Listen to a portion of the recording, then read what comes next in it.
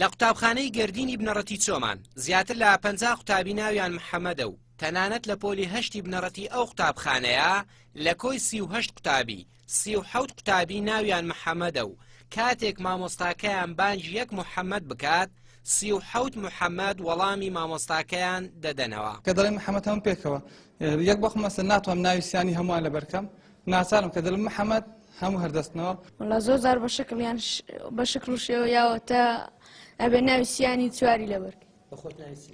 محەممەد عەبدوڕەحمان ڕەسوول و محەممەد عەبدوڕەحمان ڕەسوولش ئەوەی حسێنێکی لێیە. لە کۆی ئەو 37 قوتابیە چوار لەو قوتابیانە ناوی سیانیان هاوشێوەیە و کاتێک مامۆستاکە بە ناوی سیانیش بانژیان دەکات چوار قوتابی وەڵامی مامۆستاکەیان دەدەنەوە.